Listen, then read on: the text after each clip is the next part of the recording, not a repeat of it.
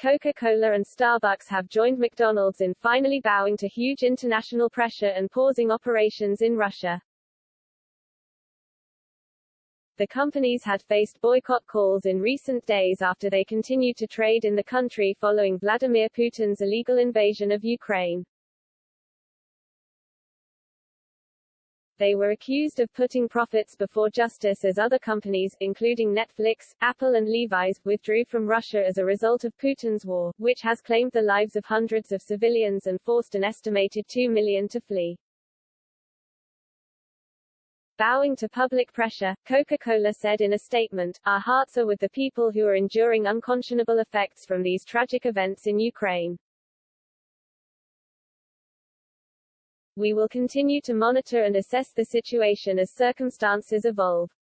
This evening Starbucks also announced it was ceasing trade in Russia for the time being, as Putin becomes increasingly isolated on the world stage. It is hoped the move will highlight to the Russian public that they are being lied to by the Kremlin, which falsely claims to be liberating Ukraine from Nazis. In an email to staff today, McDonald's chief executive Chris Kempczynski wrote, "The conflict in Ukraine and the humanitarian crisis in Europe has caused unspeakable suffering to innocent people. As a system, we join the world in condemning aggression and violence and praying for peace." His message continued, "In recent days, I have spoken with and heard from many in our system about our operations in Russia. The situation is extraordinarily challenging for a global brand like ours, and there are many considerations. For 66 years, we have operated with the belief that communities are made better when there's a McDonald's nearby. In Russia, we employ 62,000 people who have poured their heart and soul into our McDonald's brand to serve their communities. We work with hundreds of local, Russian suppliers and partners who produce the food for our menu and support our brand. And we serve millions of Russian customers each day who count on McDonald's. In the 30-plus years that McDonald's has operated in Russia, we've become an essential part of the 850 communities in which we operate. At the same time, our values mean we cannot ignore the needless human suffering unfolding in Ukraine,"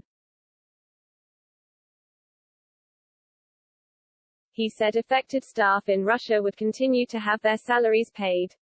The Ronald McDonald House Charities (RMHC) will continue to operate in both Russia and Ukraine, the company announced. Mr. Kempczynski acknowledged that the chain had been hampered by supply chain issues in recent days. He wrote, "As we move forward, McDonald's will continue to assess the situation and determine if any additional measures are required. At this juncture, it's impossible to predict when we might be able to reopen our restaurants in Russia. We are experiencing disruptions to our supply chain along with other operational impacts. We will also closely monitor the humanitarian situation. Many companies have begun to pull their business out of Russia amid sanctions and outrage over the invasion of Ukraine. Calls for more companies to follow suit are growing. On Friday, the chief of New York State's pension fund penned letters to McDonald's Corp., PepsiCo Inc. and 8 other companies urging them to consider pausing operations in Russia.